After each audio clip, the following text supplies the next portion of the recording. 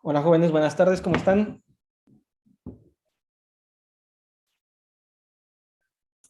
Buenas tardes. Hola, ¿qué tal? Muy bien, jóvenes, pues vamos a arrancar esta sesión, la penúltima de este curso. Una disculpa, no he subido el calendario de sus exámenes. De mi chance ahorita en la noche me pongo a hacer eso para ponerles los horarios en los cuales van a hacer su examen, su tercer examen parcial. ¿Qué más? Por ahí aprovecho de una vez, en general, algunos de ustedes me preguntaron sobre cómo volver a inscribir o inscribir una vez más el curso, este seminario, que es los propedéuticos. Si ustedes ya lo cursaron, ¿no? Justo lo están haciendo ahorita, ¿no? La forma de llevar el siguiente curso es de una manera completamente informal. Lo único que tienen que hacer es avisar a José Inés y cuando salgan, seguramente ya salieron los nombres de los profesores que van a dar la materia, ponerse en contacto con ellos para avisarles que van a tomar el curso como oyentes, pero que tienen la intención de entrar a la maestría para que los pongan en una listita y entonces los evalúen, ¿ok? No tienen que hacer ningún trámite administrativo, digamos, en el sentido de inscribir formalmente la materia en algún sistema escolar, no. Esto es meramente informal. Le comunican a José Inés su intención de cursar el propedéutico, le comunican a los dos profesores que van a dar el curso, que lo van a tomar de oyente porque quieren acceder a la maestría y entonces que los evalúen en ese periodo y listo. Eso es todo el procedimiento que tienen que hacer. No hay más que tomar en cuenta. ¿Ok?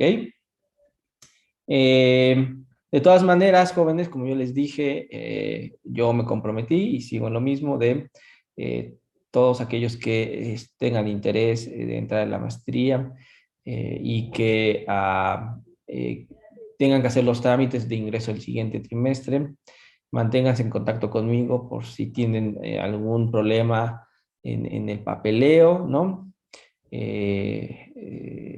Pues no se queden ahí atorados con el proceso, lo puedan llevar a cabo, puedan hacer su inscripción, puedan acceder a la entrevista y quienes estén en el proceso de admisión también pueden seguir en contacto conmigo, alguna asesoría o algo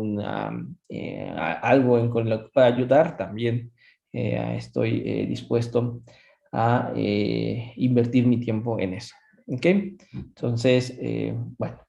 Por mientras, queda una evaluación, que es la tercera, el día viernes, una vez que este, tengan su examen, les doy su calificación y listo. Ya con eso concluimos el trimestre y la web. ¿Ok? Entonces, ¿dudas, comentarios, algo más que agregar? Disculpe, profesor, ¿a qué hora va a empezar los exámenes el día viernes? Lo que pasa es que tengo otro examen ese día. Ok, mira. Yo tenía pensado arrancar tipo 3:30. Son 9. En principio son 9 las personas que están inscritos. Aquí estoy viendo. Déjenme corroborar que en efecto, según yo, todos los que están inscritos aún siguen viniendo a clase. Son 9. Y les voy a dar media hora y no quiero que al último le toque tipo a las 9 de la noche. Entonces, pensaba arrancar a las 3:30. Pero ojo, si alguno de ustedes por algún otro examen o compromiso no pueden a cierta hora, está bien que me avisen. En tu caso, ¿te parece si lo podríamos dejar a las 5:30, 6? Sí, yo tengo mi examen de 12 a 2, entonces a partir de las 3 ya no hay problema. Muchas gracias, profesor. Ok. Bueno, Ya no entonces a hay. partir de las 3. Gracias. ¿Alguien a las 3, 3:30, 4, 4:30 tiene problemas con para hacer el examen?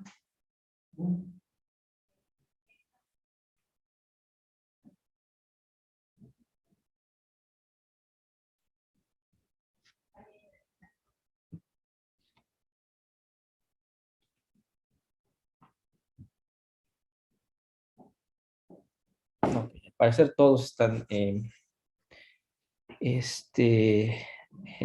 con disponibilidad de tiempo. Entonces, déjenme arrancar la sesión de hoy. Es sobre electro. ¿Okay? Recuerden que nos desfasamos un poquito por los días de asueto. Hoy es electro y el jueves va a ser 1 hora y 1 hora, aprox, ¿no? Haré uno que otro ejercicio de las ecuaciones de Hamilton y haré uno que otro ejercicio de de ondas electromagnéticas, ¿ok? Entonces, retomando con lo último que vimos sobre esta materia, ¿no? Estuvimos dando un repaso de cómo uno describe de manera matemática una onda, ¿no? ¿Qué es una onda? ¿Qué características tiene una onda, ¿no? Entonces, todo el análisis que hicimos hasta esa última sesión fue pensar en una onda que se propagaba, ¿no? Una onda que se propagaba en el vacío, es más, ¿no? Porque una vez que tú tenías un perfil de onda, lo único que veías era cómo este objeto evolucionaba a una velocidad constante. De hecho, eso es lo que hicimos en general, ¿no? No pensamos en una onda que se pudiera acelerar porque físicamente para poder acelerar algo, ¿no? Tendría que haber una interacción de por medio, entonces tendríamos que perder la idea de una onda que viaja en el vacío, ¿no? Entonces, ahí simplemente lo único que uno hace es ver que cierta perturbación, ¿no? Puede propagarse en alguna dirección viajando a una velocidad constante, ¿ok? Pero resulta que no siempre, ¿no? Va a suceder así, que podríamos tener ciertas regiones, ciertos lugares donde esta onda de repente se tope con un obstáculo, o imagínense aún más que esta onda se encuentre con una región donde pasa de una cierta condición, un cierto material a otro. No sé si recuerdan sus cursos de óptica, ¿no? Donde si tienes una cierta onda, ¿no? Emites luz y lo haces pasar de un medio a otro, cambias el medio en el cual se está propagando esta onda, pues esencialmente de manera clásica estos rayos no los puedes dibujar como que llega el rayo, parte de él rebota y otra parte se transmite, ¿no? Entonces voy a hacer un análisis un poquito de ese estilo, salvo que no voy a estar pensando ahorita por el momento en justamente algo así como una onda en específico, sino me voy a concentrar en hablar de una cuerdita, ¿ok? Para motivar esta idea de qué es lo que puede suceder en la frontera de mi sistema, donde puede mi movimiento, ¿no? Cambiar, y no solo eso, sino la forma en que este movimiento tiene, la dinámica de mi sistema, puede ser altamente dependiente de lo que suceda en las fronteras. Hasta el momento no he incluido nada, ¿no? Que tenga que ver con fronteras. Insisto, hemos visto una onda que viaja en el vacío, pero nunca he visto si esto va a ser perpetuo, si hay algún lugar donde va a cambiar la condición de el sistema en el cual está viajando la onda, nada de eso he incluido. Entonces es momento de hacerlo. Entonces tenemos que hablar de condiciones a la frontera y va a salir como, digamos, como consecuencia el tener que incluir las ideas de una onda reflejada, una onda transmitida, a través de tener una onda incidente. Entonces, siguiendo con la idea de una onda propagándose, ¿ok? Quiero que ustedes piensen, o nosotros pensemos, en una cuerda, ¿ok? A la cual la vamos a hacer vibrar. Esta cosa es una cuerda que tiene cierta longitud, ahorita vamos a decir sobre esa longitud algo, pero que la podemos perturbar y entonces se forma una ondita, ¿no? Y esa se podría propagar a lo largo de esta cuerda. La hacemos vibrar, ¿ok? Entonces, la primera cosa que quiero que pensemos es que si la longitud de esta cuerda es tal que podemos ignorar qué pasa en las orillas, es el análogo a pensar que esta cuerda tiene una longitud infinita. No nos vamos a preocupar de las orillas, no estoy cerquita de ellas, no las puedo observar, no puedo percatarme de alguna frontera, ¿no? Entonces, mientras esta cosa se esté moviendo, ¿no? No va a haber nada que me haga suponer que hay un límite, ¿no? Unas orillitas de esta cuerda, ¿ok? Entonces, esto va a suceder, esto lo que va a provocar es que estas vibraciones que yo genere se van a ir desplazando en el espacio, ¿no? A cierta velocidad. Y la solución o la forma en que yo describa la forma de mi onda, cómo se mueve, ¿no? Para nada, ¿no? Va a depender de si existen algunas condiciones a la frontera. No las tengo que tomar en cuenta porque al final de cuentas no están involucradas el final de esta cuerda. ¿Ok? Entonces, eso es esencialmente lo que hemos hecho hasta ahorita cuando hicimos este recuerdo o estar recordando las características de una onda viajera. ¿Ok? Ahora, si lo contrasto con la siguiente idea, donde si ahora lo que pienso es que la longitud de la cuerda es tal que sí puede considerarse, finita, ¿no? Es decir, sí voy a ser capaz de ver dónde termina mi cuerda, ¿no? Pues ahora sí voy a tener, dependiendo qué tan pequeña sea la cuerda, eso es cierto, ¿no? Y qué tan grande sea la perturbación, una alta dependencia en las condiciones a la frontera, en lo que pase en las orillas. Quiero, digamos, que nos imaginemos dos casos. El primero de ellos es que tengamos una cuerda, la sujetemos de un extremo y del otro lado, ¿no? Hagamos la perturbación y la soltamos, ¿ok? Esta onda va a viajar, ¿no? Ya me voy a adelantar a lo que va a suceder. Esta onda va a viajar, va a llegar al extremo fijo, va a rebotar, ¿no? Y de repente el otro lado, el otro extremo está suelto, ¿no? ¡Pum! Se fue y desapareció. ¿Sí? Se perdió ahí porque acuérdense que está suelto el extremo de allá. ¿Ok?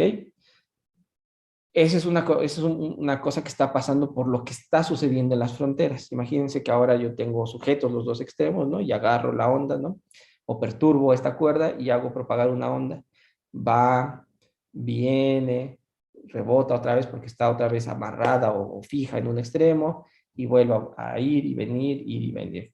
Si no tengo aire, si no tengo nada que disipa energía, pues la ondita va a estar yendo y viniendo. ¿Ok? Entonces, desde luego que el comportamiento, ¿no? de mi onda cambió por completo si las condiciones a la frontera cambian. O sea, a eso me refiero a que podemos tener una alta dependencia en las condiciones a la frontera. Ahora, siguiendo la idea de qué es lo que pasa en las orillas, ahora planteemos un siguiente caso, un siguiente sistema, ¿no? Y es que quiero que piensen que tienen una cuerda, una primera cuerda, vamos a tener dos, una primera cuerda, la cual en uno de sus extremos, ¿no? Le unimos una segunda cuerda, ¿ok? Entonces vamos a tener dos cuerdas unidas en un punto, ¿no? Y lo único que va a haber de características es que la tensión de ambas cuerdas es la misma, ¿ok? Están sujetas a la misma tensión, pero algo que sí va a cambiar es que su masa por unidad de longitud, ¿no? Mu, así vamos a llamar a la masa por unidad de longitud, no es la misma, ¿ok? Una es más densa que otra, ¿no? Una es más masiva que otra. Entonces, lo que va a suceder por consecuencia es que la velocidad de la onda que se está propagando en una de las cuerdas será diferente a la velocidad con la que se propaga esta onda en la otra cuerda. Entonces voy a tener dos velocidades que les voy a llamar B sub 1 y B sub 2. ¿Ok? Solamente para recordar, acuérdense que estos son movimientos oscilatorios, ¿no? La velocidad está asociada a la raíz cuadrada de la tensión entre la densidad de masa. Este tipo de relaciones ya nos han salido muchas veces, por ejemplo, en mecánica clásica, ¿no? Sistemas ondulatorios como el oscilador armónico, ¿no? En lugar de la tensión es K, ¿verdad? Entonces, y en lugar de mu, la densidad de masa es una masita, m, la raíz cuadrada de eso, ¿no? Me da la velocidad angular, la omega, la frecuencia con la que se mueve. Aquí de la misma forma, ¿no? Entonces voy a tener a dos mu distintas, pues desde luego voy a tener dos velocidades distintas porque t es la misma, la tensión es la misma para ambos casos. ¿Ok? Entonces, digamos, para simplificarnos un poquito la vida, vamos a pensar que la unión, o vamos a colocar la unión de estas dos cuerdas en una posición donde tengamos z igual a 0. Ahí vamos a colocar la unión. Entonces, de un lado, de los negativos, estará un tipo de cuerda, del lado derecho estará el otro tipo de cuerda. ¿Ok? Ahora, la onda que va a incidir, voy a pensar en que de un lado voy a hacer incidir una onda, ¿no? Que empiece a viajar en esta cuerda. Entonces, piensen que arranco de menos infinito una onda, ¿no? Y la voy a hacer propagar en la dirección Z. ¿Cómo se ve de manera general una onda, ¿no? Acuérdense que la clase pasada lo que hicimos fue generalizar todas estas soluciones de una ecuación de onda, no solo en el espacio de los reales, sino también en el espacio de los complejos. La forma más general es una onda compleja, ¿ok? Por eso tengo estas f y tilde, que va a ser la función de la onda incidente, y es de incidente ese subíndice que va a viajar en la dirección z, que va a evolucionar en el tiempo, y la tilde hace alusión a que este es igual a un coeficiente a mayúscula subíndice i, tilde, que es el coeficiente que me dice la amplitud de mi onda, el cual es complejo. ¿Ok? En principio es complejo, y bueno, A sub i hace alusión a la amplitud de la onda incidente. Y ahí está la estructura de una onda plana que está viajando, ¿ok? Es E a la i, K sub 1, veces Z menos omega T, ¿ok? La longitud, el número de onda K, Z es la dirección en la que se propaga, la frecuencia es omega, y está multiplicada por el tiempo. Esto sucede, insisto, de la onda que está viajando en la cuerda número 1, ¿ok? Y que viene de izquierda a derecha, cuerda número 1, de izquierda a derecha, eso quiere decir que está viviendo en la región de Z menor que 0. Acuérdense que Z igual a 0 es la unión de las dos cuerdas, ¿ok? Entonces resulta que esta onda viajera, ¿no? Que le llamo la incidente, va a llegar al punto de Z igual a 0. Y justo cuando llega a ese punto, lo que se va a producir es una onda reflejada, ¿ok? La cual la voy a escribir como una F tilde sub R, R de reflejado, el tilde de que va a ser una onda que tiene una estructura compleja, ¿verdad? Que viaja en la dirección Z, que evoluciona en el tiempo, cuyo coeficiente complejo es A sub R tilde, donde R hace alusión a que es la onda reflejada, por una onda que viaja de la forma E a la I menos K y Z menos omega T. Ya va en la otra dirección, es una onda que está viajando de derecha a izquierda, una vez más sobre la cuerda número 1 y con Z menor que 0. Todo está pasando del lado izquierdo de Z igual a 0. ¿Ok? Bueno, no solo eso sucede cuando esta onda incidente llega a Z0, no solo se refleja una onda, sino también existe una tercera onda que es la llamada onda transmitida. Es decir, esa va a cruzar el Z igual a 0 y será igual a una función F tilde, subíndice T de transmitida, que viaja en la dirección Z, que evoluciona en el tiempo, cuyo coeficiente complejo es A sub T tilde, y cuya forma de evolución de la onda es E a la I, K sub 2 Z menos omega T. Aquí, ojo, la onda ya está viajando de izquierda a derecha, ¿no? Como la incidente, viaja sobre la cuerda 2, eso es importante, y está en el lado de Z mayor que 0. Digo que es importante recordar que es la cuerda número 2 porque el número, ¿no?, de onda es distinto. El número de onda está relacionado con la velocidad de la onda. Entonces, si ya cambié de la cuerda, ¿verdad? Ya no estoy en la cuerda 1, estoy en la cuerda 2, tengo una K sub 2. ¿Ok? Ahora, ¿qué es lo que sucede? Que todas las partes del sistema están oscilando a la misma frecuencia omega. ¿Ok? ¿Qué frecuencia es esa? Pues la que determina el agente, ¿no? O que la persona, la cosa que proporcionó la onda. Determinó la frecuencia con la que se da esta onda. ¿Ok? Esa es la misma en cualquiera de los dos lados. Pero como yo les decía, al tener dos velocidades distintas, V1 y V2, en realidad tenemos dos longitudes de onda, lambda 1 y lambda 2, que se traducen en tener dos números de onda, K sub 2 y K sub 1. La clase pasada, bueno, la última sesión de electro, revisamos las relaciones entre lambdas, Bs y Ks. Déjenme ver si la encuentro rápido, esa información. No, ya me fui muy atrás.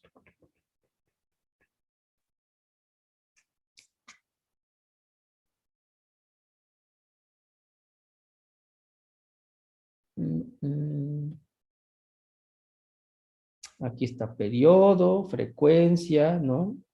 Velocidad, el número de onda.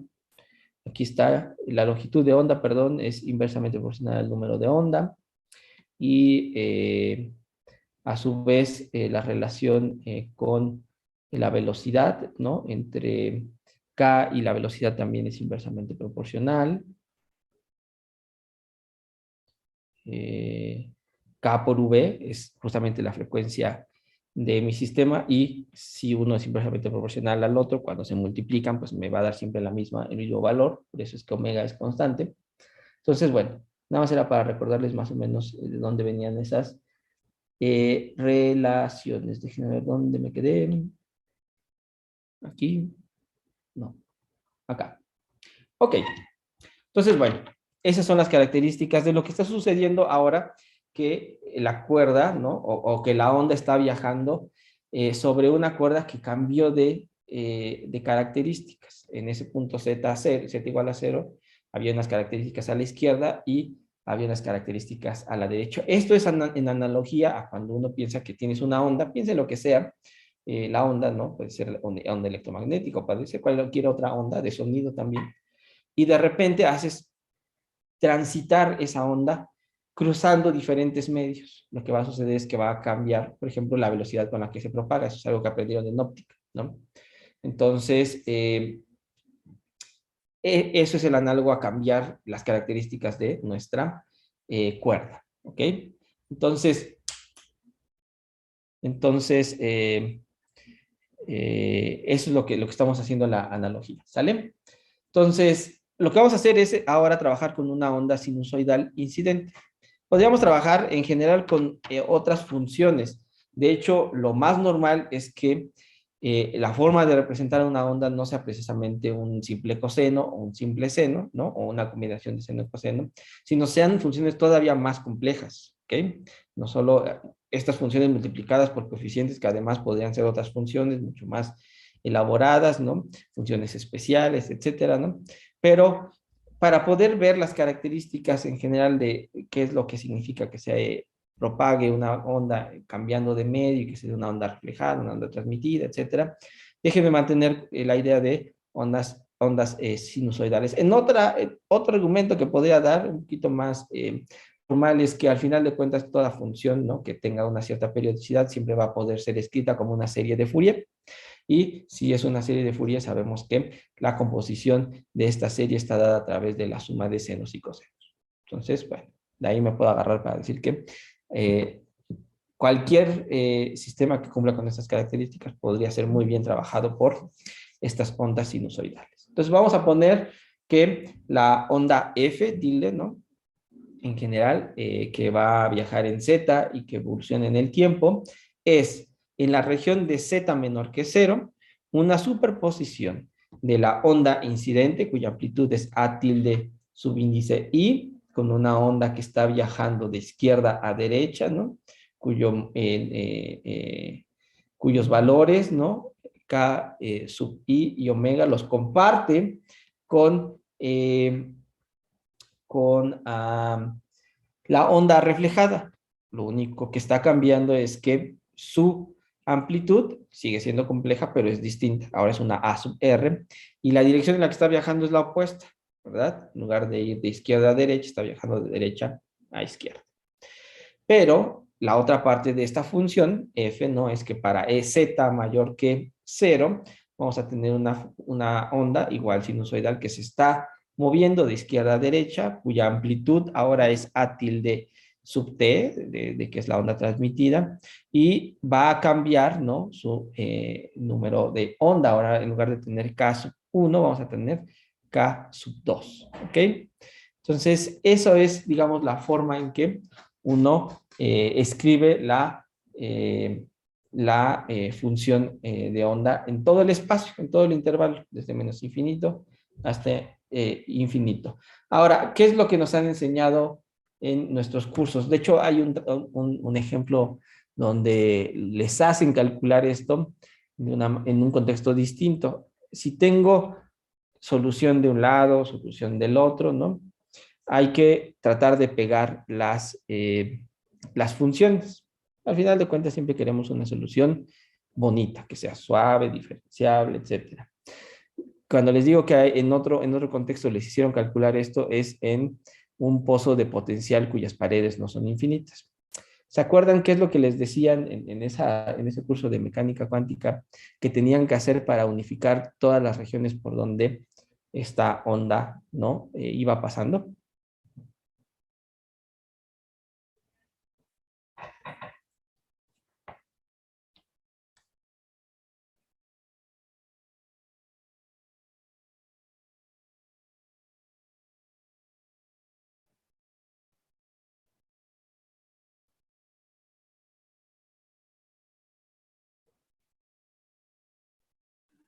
Eran dos condiciones. Ujú, Pensar, por ejemplo, tenemos dos funciones que en tal punto se deben de unir. Bueno, esa como condición de frontera. Entonces, una era que la función en la región, por decirlo así, uno fuera igual a la función de la región 2 en ese punto, y ujú. otro era que sus derivadas fueran iguales en ese, evaluadas en ese punto. Perfecto. Exactamente, es lo que pedimos, ¿no? Es que sea no solo que las funciones coincidan, sino que la forma en la que coinciden es suave, es decir, que es diferenciable. Sí, y lo mismo vamos a hacer aquí. Pues si hay como un cambio en nuestro sistema, ¿no? De pasar de tener a nuestra función de onda escrita en términos de estas dos funciones a tenerla en esta otra función, no, todo se debería de conservar al final de cuentas. Tenemos que implementar las condiciones de conservación y eso implica que tenemos que tener una función que sea continua y suave. Y entonces lo que vamos a pedir es que la función f tilde del lado izquierdo, a la izquierda de 0 por un épsilon, piénsenlo 0 menos épsilon, ¿no? Como función del tiempo, sea igual a la función f tilde en épsilon hacia la derecha, perdón, en 0 hacia la derecha, es decir, 0 más épsilon, ¿ok?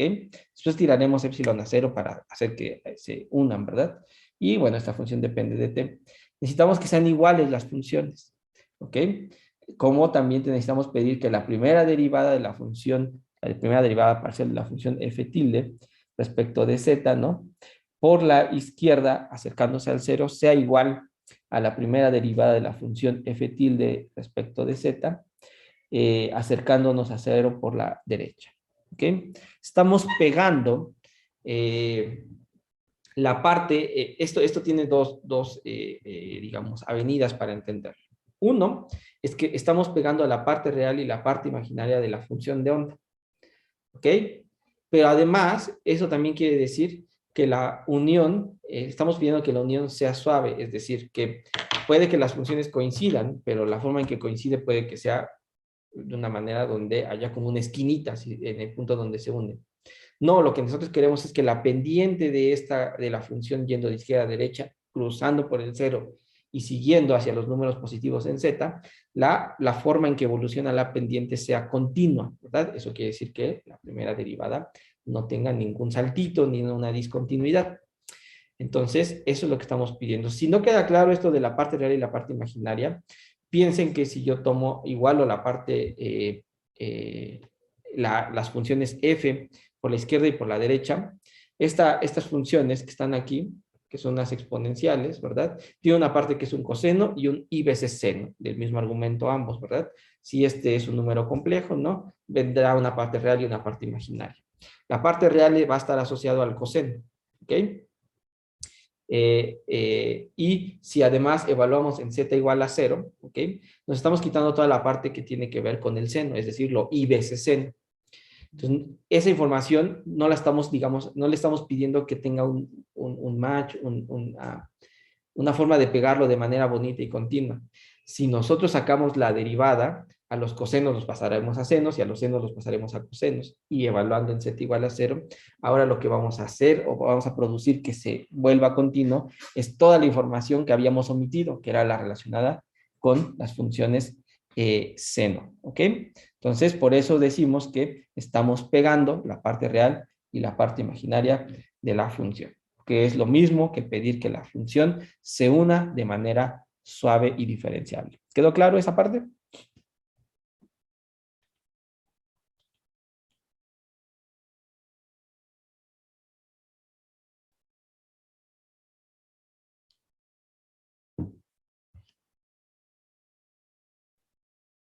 ¿Podría repetir, por favor, profesor? Sí, me parece que la interpretación de que estas dos condiciones van a hacer que la función sea suave es la más clara, porque dices, ok, que las funciones coincidan, pueden coincidir de muchas formas. Puede venir y que sean así, digamos, la coincidencia sea por alguna razón suave, pero puede que coincidan teniendo como un piquito, ¿no? Un asterisco, ¿no? En el punto donde coinciden las dos funciones, ¿no? Y eso lo que va a hacer es que, a pesar de que las funciones se unan por ahí, si tú tomas la primera derivada de eso, la tangente que viene barriendo a la curva del lado izquierdo, de repente cuando cruce el cero va a tener un salto porque ahora va a tener que seguir la pendiente de la otra función. Eso quiere decir que no tenemos esta condición de igualdad de la primera derivada de la función. Si la pedimos, ¿no? Lo que vamos a decir es, no solo quiero que se unan las dos funciones en el punto z igual a 0, sino lo que quiero es que la forma en que se unan es haciendo que la pendiente de mi función cambie de manera continua. Y esa es la forma más bonita, se dice que es una unión donde la función es suave y diferenciable. Pero la otra idea es que recuerden que estas funciones que estoy poniendo aquí son funciones complejas. Vean que esta exponencial a la y veces x es en realidad coseno de x más y veces seno de x. ¿Ok? Las tres estructuras tienen esa forma. Entonces, si yo voy a hacer que coincidan, ¿no? Quiero hacer que coincidan estas dos funciones con estas dos en z igual a 0, se dan cuenta, es evaluar el coseno en z igual a 0 y el seno en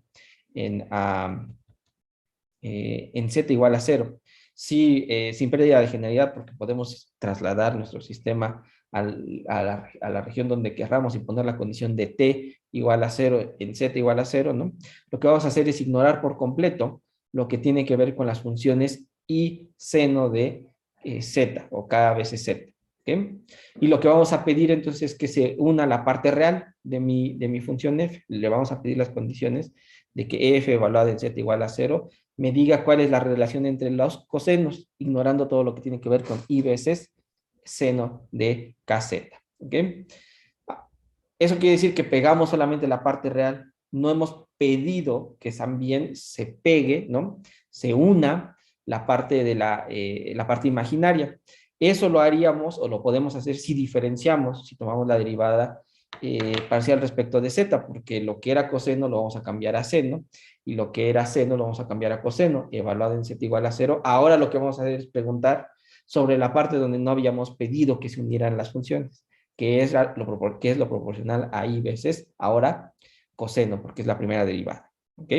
Entonces, por eso aquí decimos que estamos pegando la parte real y la parte imaginaria de la función. ¿Sí quedó un poquito más claro?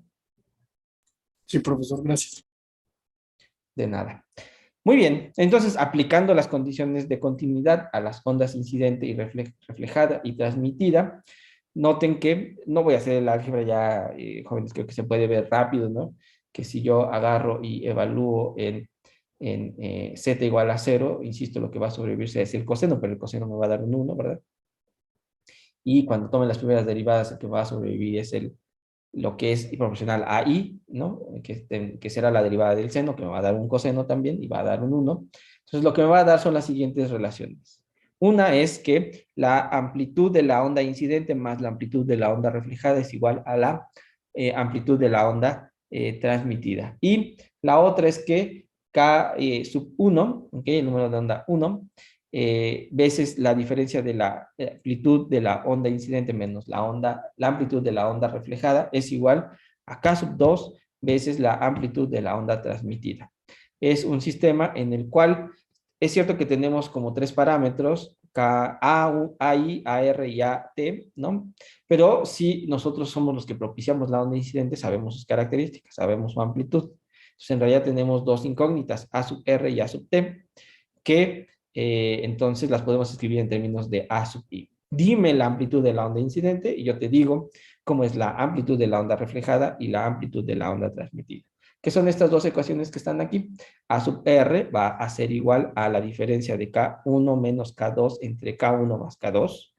Y A sub T, la amplitud de la onda transmitida, será igual a 2 veces K sub 1 entre K sub 1 más K sub 2 veces la amplitud de la onda incidente, ¿ok? Si no nos gusta trabajar con estos números de onda, lo que podemos hacer es escribir esto en términos de las velocidades. Eso quiere decir, ¿no? Que la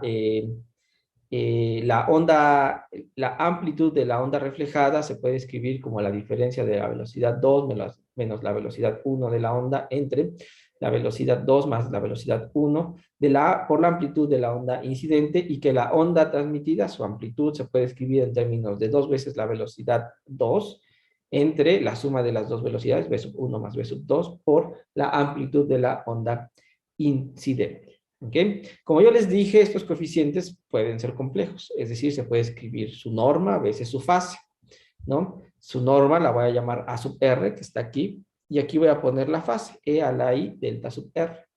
Lo mismo para el coeficiente A sub I tilde, aquí está su norma, su fase, y para el A sub T tilde también puedo hacer exactamente lo mismo. Vean que la fase es una delta sub R, delta sub I, delta sub T.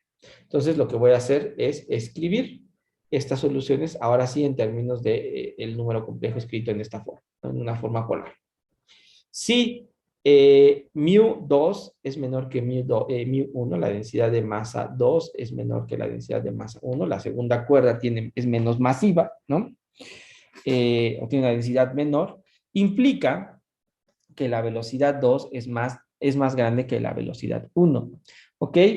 Y las tres ondas están en fase, ¿ok? Eso quiere decir que la fase delta sub R es igual a delta sub T, es igual a delta sub I. Entonces, me quito, ¿no? Pues me quitaría de ambos lados de las igualdades las fases, me quedan simplemente las amplitudes, y los coeficientes que van a relacionar a la amplitud a sub R con A sub I es la diferencia de la velocidad v sub 2 menos v sub 1 entre la suma de las velocidades, y la relación entre A sub T y A sub I es 2 veces la velocidad v sub 2 entre v sub 2 más v sub 1. ¿Ok? Esto es lo que sucede si tengo esta condición, mu sub 2 menos mu sub 1. Mu sub 2 menor que mu sub 1, que implica v sub 2 mayor que v sub 1. ¿Ok? Pero puedo tener el otro caso. En el caso donde mu sub 2, la densidad de masa en la segunda cuerda, sea mayor que la densidad de masa en la primera cuerda, mu sub 1, que eso implica que la velocidad en la segunda cuerda, ¿no? La velocidad de propagación de la onda es menor que la velocidad de propagación en la primera cuerda. ¿Ok? Esto lo que va a suceder o lo que va a implicar es que la onda reflejada va a estar fuera de fase. ¿Ok? Va a estar fuera de fase por 180 grados. Eso quiere decir que en lugar de que delta R sea igual a delta T igual a delta I, ahora voy a tener que delta R más pi, los 180 grados, es igual, porque está desfasado por 180 grados, a delta T y a delta I. Por lo tanto, lo que voy a obtener es que los coeficientes A sub R es igual a V sub 1 menos V sub 2 entre la suma de las velocidades, veces A sub I, y la relación de A sub T con A sub I está dada por el coeficiente 2 veces V sub 2 entre la suma de las velocidades, V sub 2 más V sub 1. No sé, a mí cuando lo escribí, ¿no? Suena como medio raro o medio oculto, qué es lo que está diciendo uno cuando eso de que la onda reflejada está fuera de fase por 180 grados. Así que yo sé, jóvenes, que ustedes son súper inteligentes. Díganme, en realidad, ¿qué significa esa frase? ¿Qué significa que la onda reflejada está fuera de fase por 180 grados? ¿Cómo eh, lo pueden reinterpretar? Venga, escucho ideas.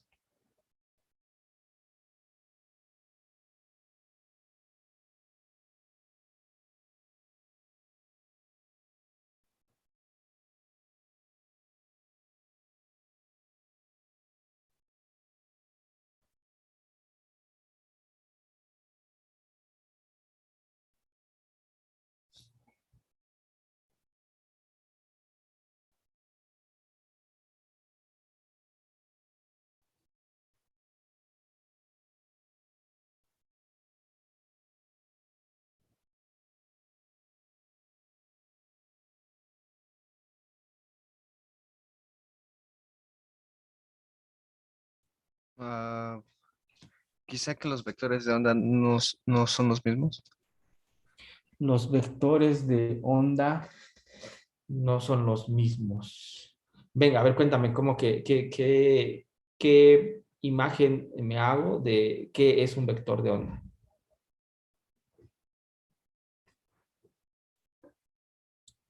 Sí, el vector de onda de la onda transmitida y reflejada, pues son diferentes, ¿no? Y difieren precisamente por la fase.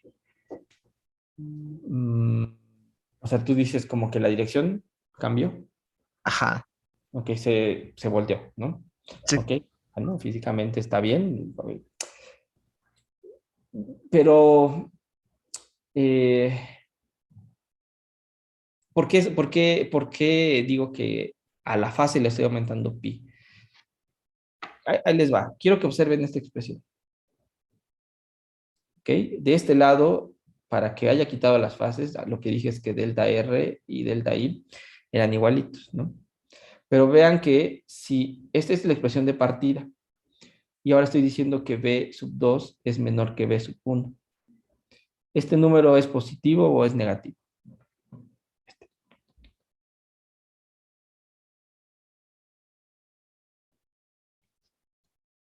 Negativo. Podría factorizar un menos 1, ¿cierto? Puedo factorizar un menos 1 y voltearlo, tener B1 menos B2, como acá, ¿ok? Y ese menos 1, ¿cómo lo puedo escribir en términos de una fase?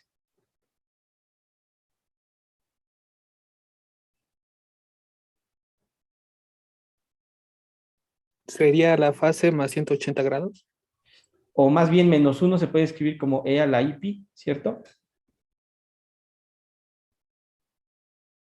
Sí. Y si eso es cierto, pues entonces aquí en lugar de que tuviera nada más E a la I delta R, pues en realidad tengo E a la I delta R más pi, que lo tengo que igualar a la fase delta T, que es la que tengo del otro lado. Perdón, delta I y delta T. Delta I y delta T. Entonces, por eso uno dice que está desfasada por 180 grados. Y entonces puede escribir el coeficiente como B1 menos B sub 2 entre B sub 2 más B sub 1. ¿Sale, vale? Ok, bueno.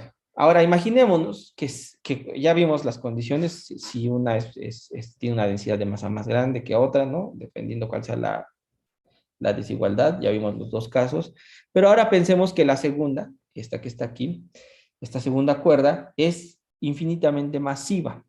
¿Ok? Si es infinitamente masiva, μ2, ¿no? Significa que B sub 2 es extremadamente chiquito respecto a B sub 1. Si B sub 2 es muy chiquito respecto a B sub 1, B sub 1 menos B sub 2 y B sub 1 más B sub 2 en realidad es como tener un 1.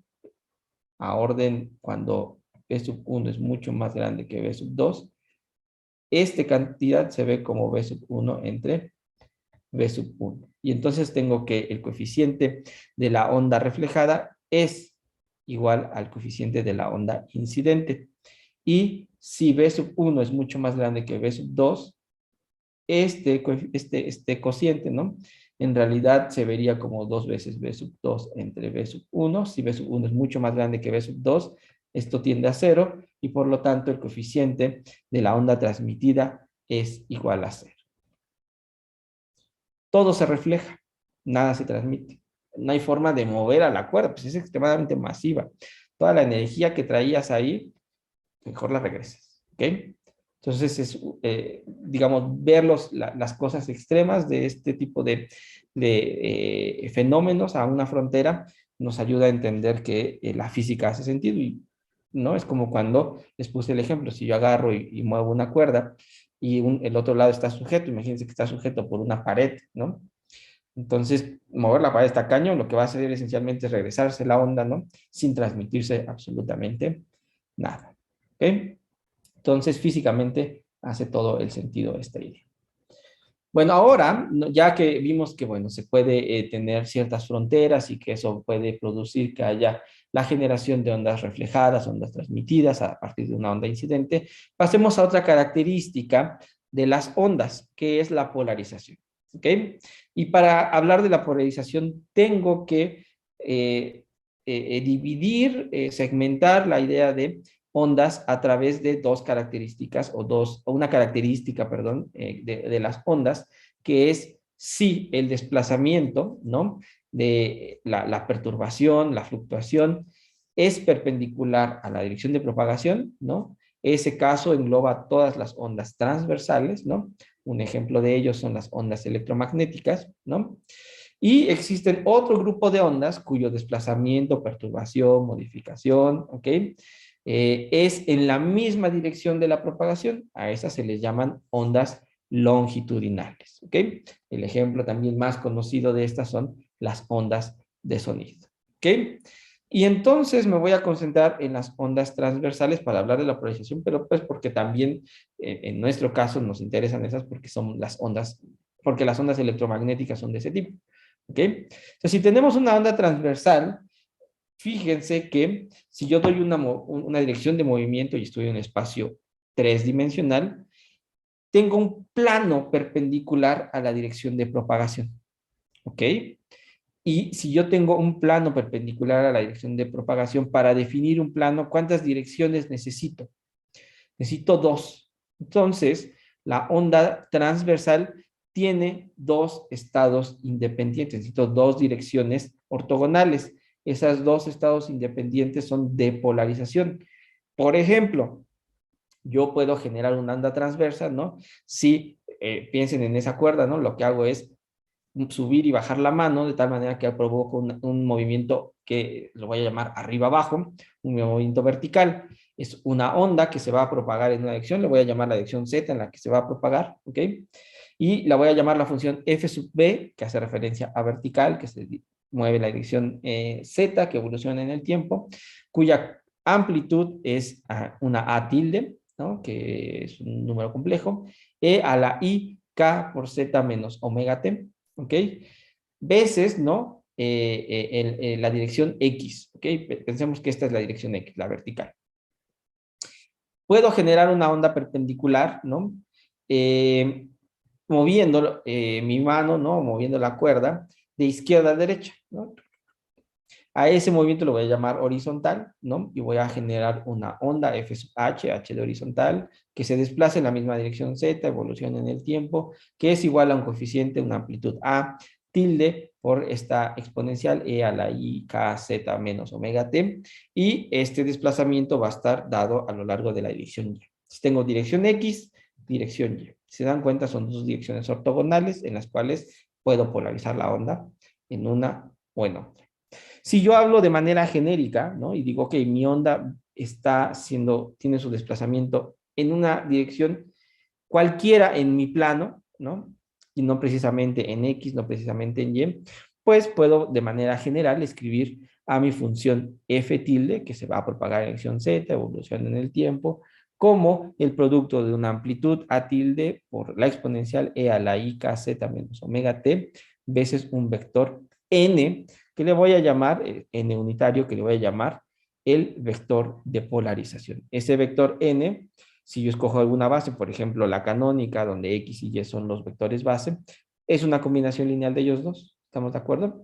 Pero lo más importante para poder definir a n es que el producto interno entre este vector de polarización y el vector de la dirección de movimiento debe de ser igual a 0, deben de ser ortogonales, ¿ok?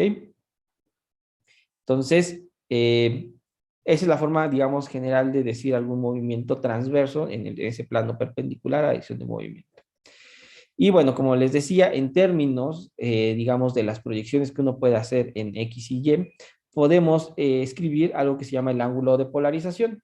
Es decir, este n tilde lo puedo escribir como coseno de teta veces X. N gorrito es igual a coseno de teta X gorrito, ¿no?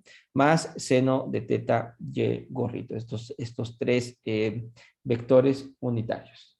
Por lo tanto, a mi función, la función que va a representar mi onda que se está desplazando en la dirección z, la puedo escribir, ¿no? Como f de z, t igual a mi amplitud a tilde por coseno de teta e a la i k z menos omega t en la dirección x, x gorrito más a tilde seno del ángulo teta e a la i k z menos omega t, esto en la dirección y gorrito.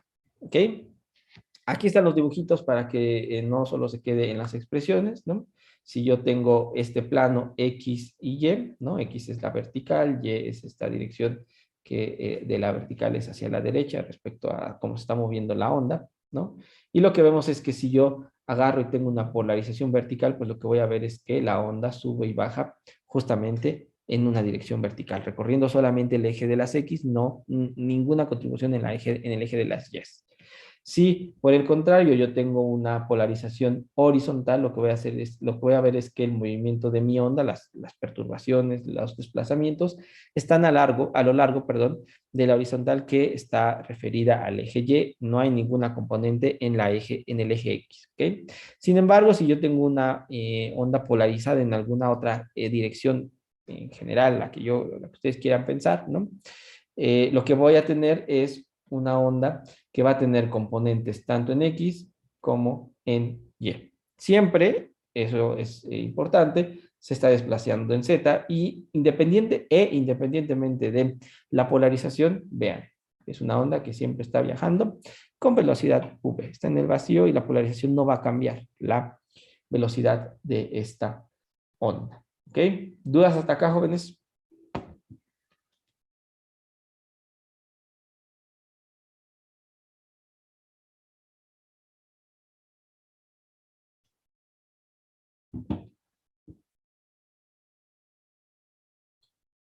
Ok, bueno, si no hay dudas, déjenme continuar. Y ahora sí, entrar de lleno al tema de ondas electromagnéticas en el vacío. Con esto que vimos en esta sesión y lo que vimos la sesión pasada de electro, ¿no? Ya tenemos todos los argumentos para trabajar más o menos con soltura la idea de la propagación de una onda, ya sea en el vacío, ya sea si va a cambiar de medio en el cual se esté moviendo. Y para darnos cuenta que las ondas electromagnéticas son de aquellas ondas que se les llaman transversales, ¿ok? Entonces, nos vamos a quedar con las ondas electromagnéticas en el vacío, tal vez para la siguiente sesión, la del día jueves, ¿no? Hable un poquito de ondas electromagnéticas en algún medio, sobre todo para hablar qué es lo que sucede o para mencionar qué es lo que sucede entre transitar en la frontera de pasar de un medio a otro, ¿no? Para hacer alusión a esto que revisamos sobre las ondas incidentes, reflejadas y transmitidas, ¿no? Sin embargo, el día de hoy me voy a concentrar solamente en ondas electromagnéticas en el vacío, ¿ok? Sí, estoy en esa idea de que no hay nada, absolutamente nada, en mi sistema físico más que tal vez estos campos electromagnéticos, ¿no? Lo que voy a decir es que como estoy en el vacío, no hay cargas, no hay corrientes y las ecuaciones de Maxwell, ¿ok? Se escriben de la siguiente forma. La divergencia del campo eléctrico es igual a cero, no tengo cargas, ¿ok? La divergencia del campo magnético es igual a cero, bueno, eso porque no tenemos monopolos magnéticos, ¿ok? Ya lo sabemos. El rotacional del campo eléctrico es igual a menos los cambios del campo magnético respecto del tiempo. El rotacional de V del campo magnético es igual a μ0 epsilon 0, la parcial de E del campo eléctrico respecto del tiempo. No tengo corrientes en juego, ¿ok? No tengo estas correcciones a los rotacionales, ¿ok? Y en esas cuatro ecuaciones, ahora lo que vamos a darnos cuenta, o lo que ustedes se pueden dar cuenta, es que este sistema son un conjunto de ecuaciones diferenciales parciales de primer orden para el campo eléctrico y para el campo magnético, ¿ok? Están acopladas, si se dan cuenta, aquí arribita, esta tiene información de E con B y esta tiene de B con E. Entonces, uno puede jugar a querer solucionar este sistema, ¿no? Acoplado, o bien, antes de querer darle solución, lo podemos desacoplar, ¿Ok? Y la idea es sencilla. Para desacoplar este sistema, lo que vamos a hacer es a esta primera ecuación, bueno, esta que estoy aquí circulando, ¿no? Le voy a aplicar el rotacional. ¿Ok? Entonces voy a tener el rotacional del campo eléctrico. Ocupando ciertas propiedades de los rotacionales y las divergencias, me doy cuenta que esto es el gradiente de la divergencia del campo eléctrico menos el que es laplaciano de el campo eléctrico. ¿Ok? Pero voy a ocupar información de mis ecuaciones de Maxwell. La divergencia del campo eléctrico es igual a cero. Por lo tanto, este término, como está señalado, es igual a cero y solamente me sobrevive el menos el laplaciano de el campo eléctrico. Esto que está aquí es el lado izquierdo de la ecuación. Del lado derecho, ¿no? Lo que tengo que escribir es menos el rotacional de la derivada en el tiempo de nuestro campo eléctrico. El rotacional está en el espacio de configuraciones, en el espacio de posiciones. La derivada en el tiempo es una dirección, digamos, ortogonal a estas. Son operadores lineales, los puedo conmutar, entonces puedo escribir esto como menos la parcial respecto del tiempo del rotacional del campo magnético. Pero el rotacional del campo magnético ya lo conocemos, aquí está. ¿Ok? Sustituyo, entonces, lo que voy a tener son dos constantes, μ0, ε0, tenía un signo menos acá, aquí sigue el signo menos, y tengo derivada parcial respecto del tiempo del campo eléctrico, a la cual le voy a volver a sacar otra derivada parcial respecto del tiempo, es decir, tengo una segunda derivada del campo eléctrico respecto del tiempo. ¿Qué me está resultando? Una ecuación donde tengo las segundas derivadas respecto del espacio de mi campo eléctrico y eso es igual a μ0, ε0, la segunda derivada del campo eléctrico respecto del tiempo. ¿Ok? Déjenme repetir la dosis, pero ahora lo que voy a hacer es tomar el rotacional de esta última ecuación, la que acabo de resaltar o subrayar, encerrar. Eso es el rotacional del campo eléctrico, el cual, una vez más, se puede escribir como el gradiente de la divergencia del campo eléctrico menos el laplaciano de el campo magnético. Y la divergencia del campo magnético, ocupando esta ecuación de Maxwell, ¿no? Es igual a cero, por lo tanto, chao, este término se va, quedándome solamente este término que está aquí. Del lado derecho tengo que sacarle el rotacional a esta parte que está aquí, ¿ok? Es decir, el rotacional de μ0, ε0 de la parcial del campo eléctrico respecto del tiempo. μ0, ε0 son constantes, salen de este operador nabla, ¿no? Bueno, del rotacional. Y una vez más, el rotacional y la derivada respecto del tiempo son dos operadores que conmutan, por lo tanto, puedo esto escribirlo como μ0, ε0, la derivada en el tiempo del rotacional del campo eléctrico. Pero el rotacional del campo eléctrico ya lo conozco en términos de mis ecuaciones de Maxwell, que es igual a menos la derivada del campo magnético respecto del tiempo. Lo sustituyo y esto lo que me da es menos μ0, ε0, segunda derivada del campo magnético respecto de el tiempo. Por lo tanto, uniendo lo del lado izquierdo con el lado derecho, lo que tengo es las segundas derivadas respecto de las posiciones del campo magnético es igual a μ0, ε0, segundas derivadas del campo magnético respecto de el tiempo. ¿Ok? ¿Qué ganamos? Uno, hemos separado las ecuaciones para el campo eléctrico y el campo magnético, las desacoplamos, ¿ok? De tener 4 ecuaciones en las cuales estaban acopladas, ahora tengo solamente 2 ecuaciones, ¿ok? ¿Qué precio he de pagar? Bueno, pues que tengo 2 ecuaciones de segundo orden.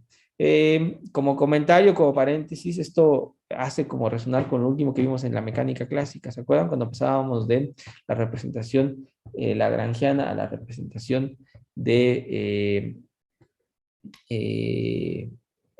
Hamilton, ¿no? Pagamos el precio por quitarnos las ecuaciones de segundo orden por tener un mayor número de ecuaciones de primer orden. Aquí es lo mismo, de primer orden teníamos 4, pero las teníamos que desacoplar, la desacoplamos, pasamos a un sistema nada más de 2 ecuaciones, pero de segundo orden. ¿Okay? Entonces, esto suele pasar siempre en estos sistemas porque al final de cuentas necesitamos 4 soluciones.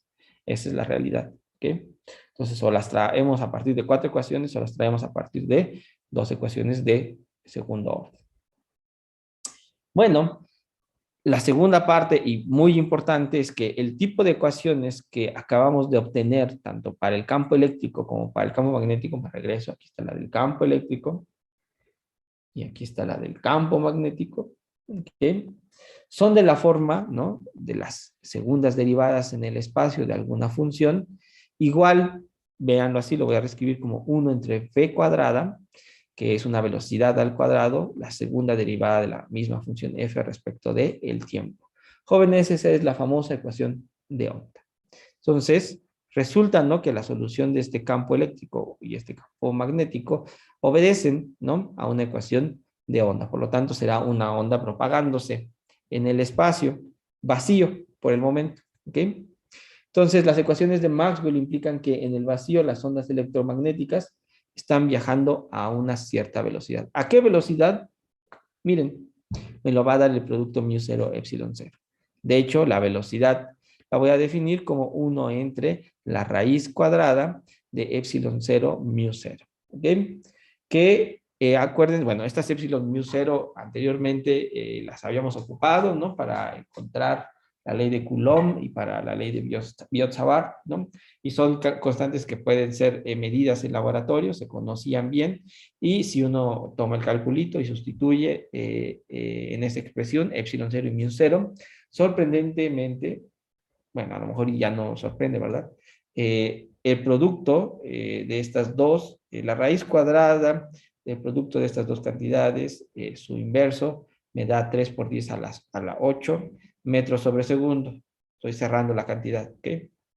Y tampoco es muy raro ahora, pero en su momento pues dejó seguramente perplejo a Maxwell, ¿no?, el darse cuenta que esta onda, ¿no?, hecha por campos electromagnéticos, viajaba justamente a la velocidad de la luz. Por lo tanto, uno podría asumir o concluir que la luz es una onda electromagnética. Está súper, súper bonito. ¿Ok? Ahora déjenme seguir hablando de estas ondas, ¿no? Voy a pensar en ondas planas monocromáticas. ¿Ok? Para este adjetivo de monocromático, déjenme nada más recordarles que diferentes frecuencias, ¿no?, en el rango del visible corresponden a diferentes colores. ¿Ok? ¿No? Las diferentes frecuencias de emisión de los diferentes átomos, ¿no? En los experimentos, seguramente en alguna práctica de laboratorio les hicieron, no sé, calentar algún gas, ¿no? Y ver que emite luz. De hecho, a simple vista se ve los cambios de color, pero si uno lo pone en un espectrómetro, uno puede ver exactamente a qué longitud de onda corresponde la emisión de luz de cierto material, ¿ok? O de ciertos tipos de átomos.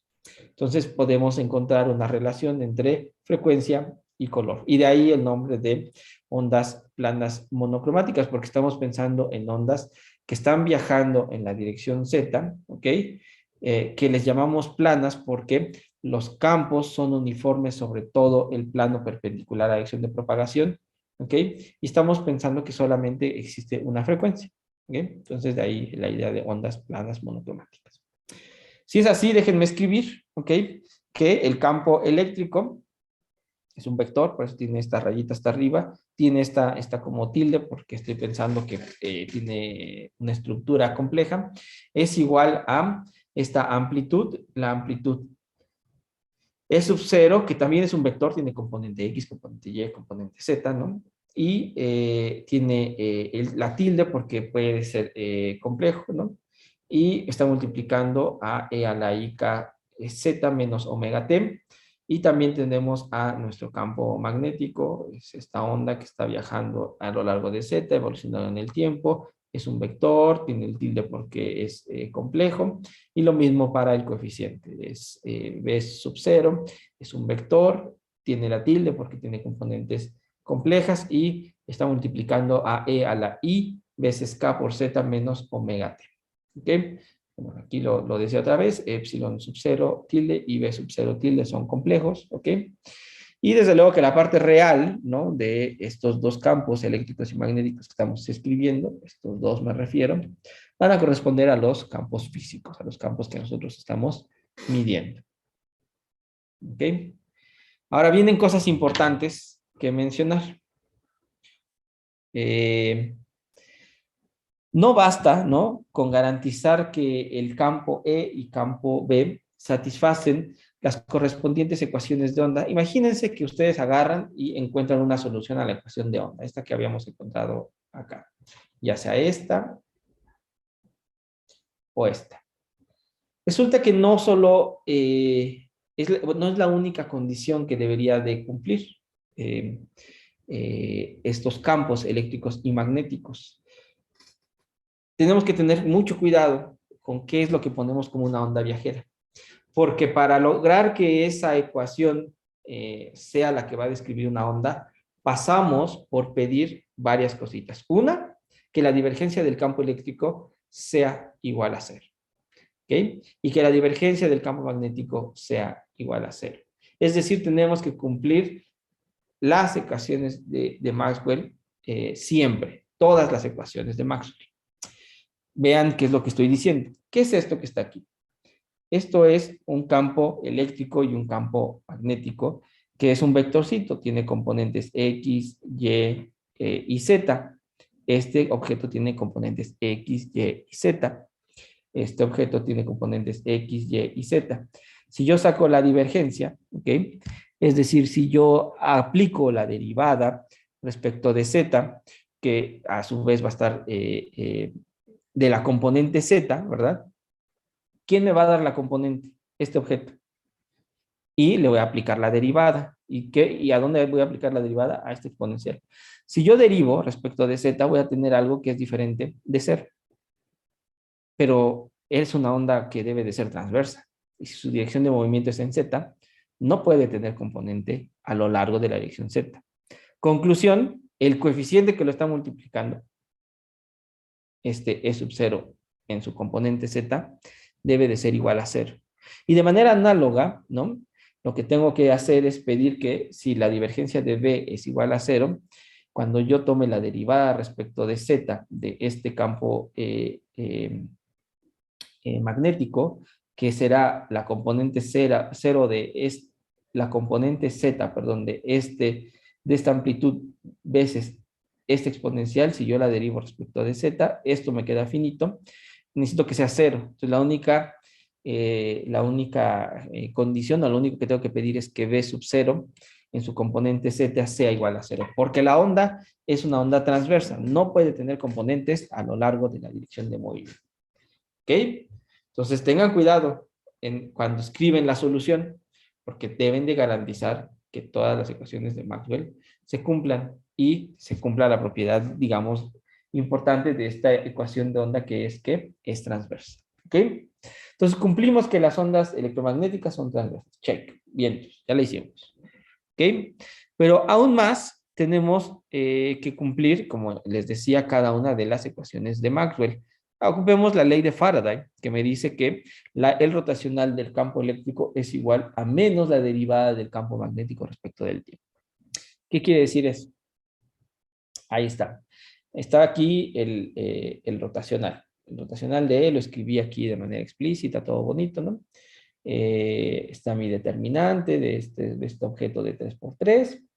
Y yo sé que la componente 0 de mi onda, pues es 0. Ya dije que E sub 0 componente Z es 0, ¿no? Entonces nada más hay componente en X y componente en Y. Entonces tomo las respectivas derivadas, las componentes Y y las componentes J. Aquí me faltó poner una J. Ok, son finitas. Ahí están los respectivos coeficientes de la componente I, de la componente J. No hay nada en la componente K, ¿ok? Y lo que hago es ahora tomar menos la derivada del campo magnético respecto del tiempo, ¿ok? Entonces en la componente I tengo este coeficiente, ¿ok? Lo que estoy bajando esencialmente es I omega, ¿no? En la componente Y, otra vez me faltó aquí, o componente J, tengo ese coeficiente, beta sub 0, componente Y, que multiplica a I omega por E a la I kz menos omega t, y en la componente K pues no hay nada porque no hay, su coeficiente es 0, ¿ok? Entonces, uniendo esto de que el rotacional del campo eléctrico es igual a menos la derivada del campo magnético respecto del tiempo, ¿ok? Lo que obtengo es la siguiente condición, que K veces menos K epsilon, perdón, E sub 0 componente Y es igual a omega B sub 0 componente X, y que K por K por E sub 0 componente X es igual a omega, omega V0Y. ¿Ok? Y entonces, lo que me dice esto, si yo lo pongo, digamos, en forma vectorial, me dice que V0 tilde es igual a K entre omega de Z, el vector unitario Z, producto cruz del campo, de la amplitud del campo eléctrico, que es E tilde sub 0. ¿Ok?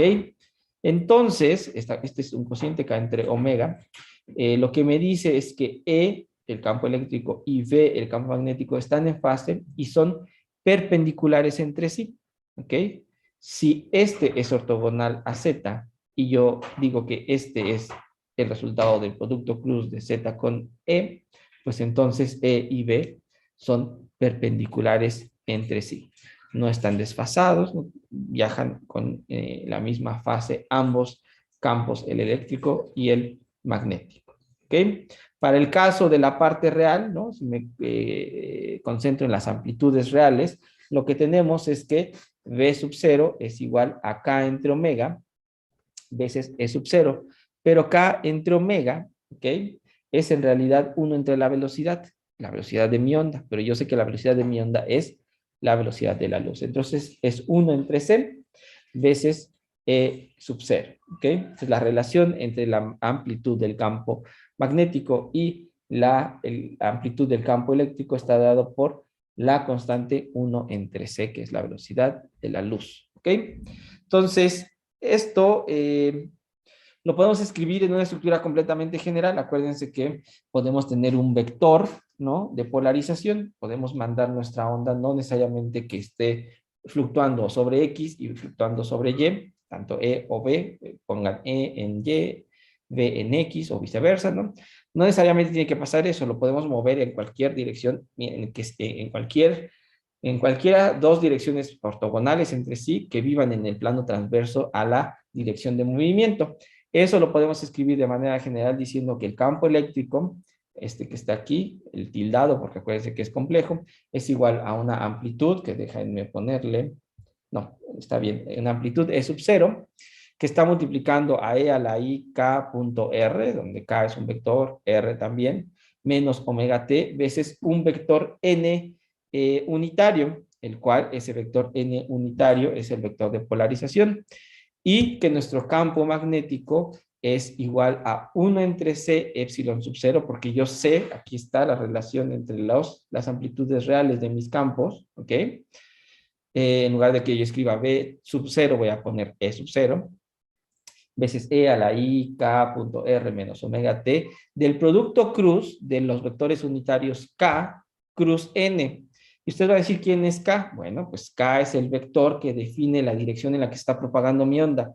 Si ustedes definen ese vector de propagación, es equivalente a definir el vector normal a la superficie, donde viven el campo eléctrico y campo magnético. Entonces, si el campo eléctrico y campo magnético son ortogonales a la dirección de movimiento, el K cruz N, ¿no?, el vector de propagación producto cruz con el vector de polarización, lo que me dice es que el campo eléctrico y el campo magnético son ortogonales entre sí. ¿Ok? Eso está bien bonito. Ya está de manera general nuestros campos eléctricos y magnéticos, nuestras ondas transversas, escritas en 3 dimensiones. ¿Ok? Y ya nada más para concluir la última parte, y creo que nada más voy a hablar de energía, ya no me dio tiempo concluir con la parte de momentos, eso se los digo el día jueves, ¿no? ¿Cuál es la energía y cuál es el momento en las ondas electromagnéticas? Pues no hay mucho que hacer realmente, porque la energía por unidad de volumen almacenada por los campos electromagnéticos es algo que vimos cuando estuvimos ya trabajando en la electrodinámica, ¿no? Es esta U minúscula, ¿no? Insisto, es la energía por unidad de volumen, que es la suma del campo, de lo que se obtiene del campo eléctrico y la suma de lo que se obtiene del campo magnético.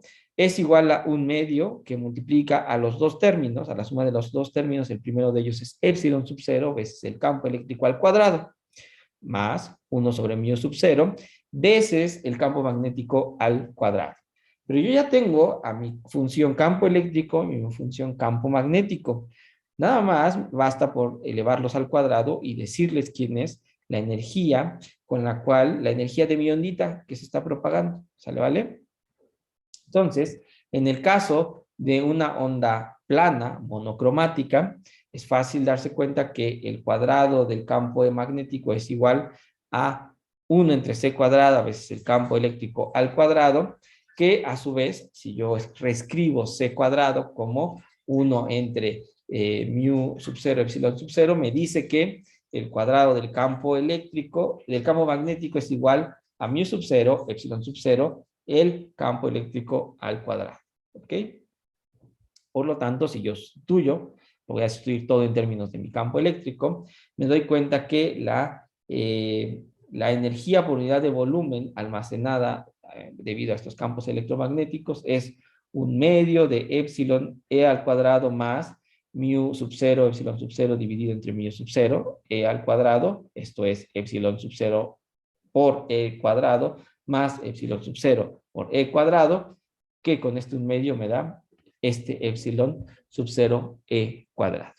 Entonces U, ¿ok?, que es la energía que carga la onda, es igual a e sub 0 e al cuadrado.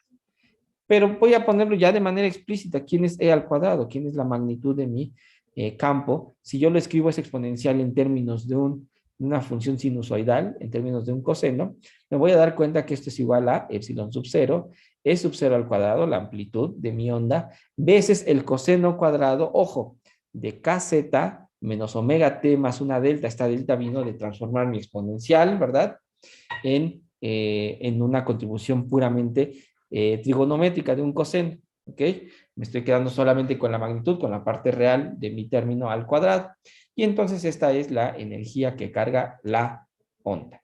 Además, yo podría encontrar la densidad de flujo de energía transportada por los campos, la cual está dada por el vector de Poynting. Ese vector que también ya revisamos y con su ayudante también hicieron ejercicios, si no mal recuerdo. El vector de Poynting que está definido como el cociente de 1 entre mu sub 0, que va a multiplicar a el campo eléctrico producto cruz el campo magnético. ¿Ok? Para ondas planas monocromáticas propagándose en la dirección Z, ¿no?, lo que tenemos es que S, el vector de Poynting, es igual a epsilon, epsilon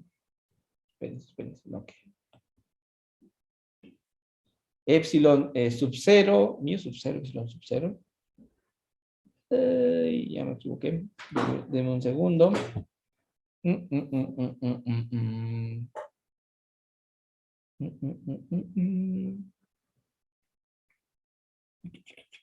A ver, nada más déjenme ver. U es epsilon e cuadrado.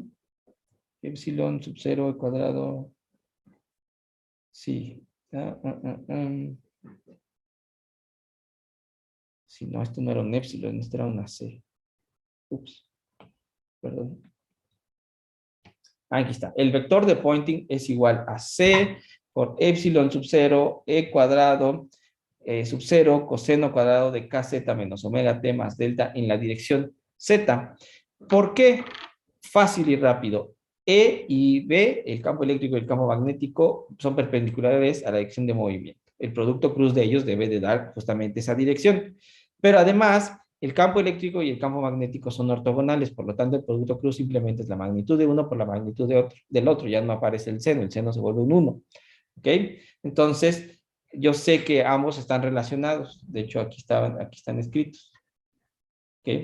¿Dónde me regreso? Acá. Ambos están escritos en términos de las mismas variables, ¿no? Epsilon sub 0, ¿no? Epsilon sub 0, traigo un 1 entre C, ¿ok? Entonces, cuando yo hago el producto, voy a obtener esto que está aquí, ¿ok? Y entonces lo que me doy cuenta es que esto que está aquí escrito es justamente la energía que carga mi onda. Entonces resulta que el vector de Poynting, ¿ok? Que es la densidad de flujo de energía transportada, es igual a la velocidad c por u en la dirección z. Esa es la densidad de energía veces la velocidad de la onda. No está raro que fluya a la velocidad de la luz. ¿Por qué? Pues porque justamente es la velocidad con la que está moviendo nuestra onda. ¿Qué es lo que está fluyendo? Pues está fluyendo la energía de mi onda. Mi onda se desplaza con velocidad v, pues eso quiere decir que ese paquetito que tiene cierta energía está cambiando de posición a una tasa de la velocidad de la luz. Entonces, ¿no? Si se dan cuenta, el haber haber entendido que nuestras ecuaciones de Maxwell las podíamos reescribir en términos dos ecuaciones que ya desacoplaban el campo eléctrico y el campo magnético y que resultaron ser la ecuación de onda, nos está generando el entender que todos los procesos electromagnéticos, ¿no? Son esencialmente procesos de la propagación de ondas. ¿Ok? Entonces, y sabemos cuál es la energía y sabemos cuál es el flujo de esta densidad de energía y lo que les queda de ver es el momento con el que fluye esa energía. Eso lo hago la siguiente clase. Entonces, de todo esto, digamos, habrá que hacer algunos ejercicios encontrando poniendo ciertas condiciones y viendo qué es lo que pasa si uno propone ciertas funciones, ¿ok? Que podrían ser no sinusoidales, pero en general lo que me gustaría ver como siguiente parte es qué pasa si nos topamos con que esta velocidad va a cambiar de medio en el cual se está propagando, para poder traer a colación esto que aprendimos sobre las ondas de transmisión y las ondas de reflexión a partir de una onda incidente. Eso será parte de lo que vea el jueves, junto con un par de ejercicios, dos, yo creo que ejercicios, y la otra mitad de la clase hablaré un poquito de las ecuaciones de Hamilton y haré unos ejercicios para mostrar algunas de las propiedades que tienen estas ecuaciones de Hamilton y este formalismo, digamos, como ventaja o desventaja de lo que ya habíamos visto de los otros dos formalismos que son el de Lagrange y Alan Newton. ¿Ok? Entonces, voy a parar aquí la clase. ¿Dudas hasta acá?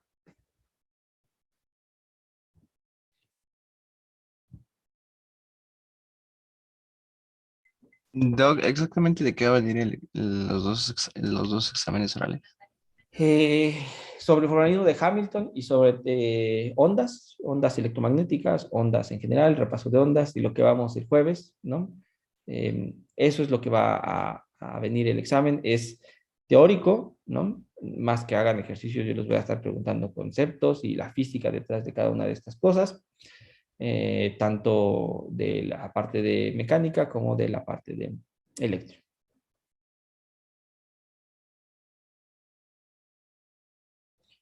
¿Ok? ¿Más preguntas, dudas? Yo tengo una profesor con respecto al ejercicio que nos dijo que nos iba a dejar Sí, a poder subir calificación si lo necesitábamos. ¿Ese tendrá un plazo para entregarlo o bueno, será a lo mejor de un día para otro o cómo será? sí, jóvenes, ya saben que el chiste es que se entretengan en las noches, ¿no? ¿No es cierto?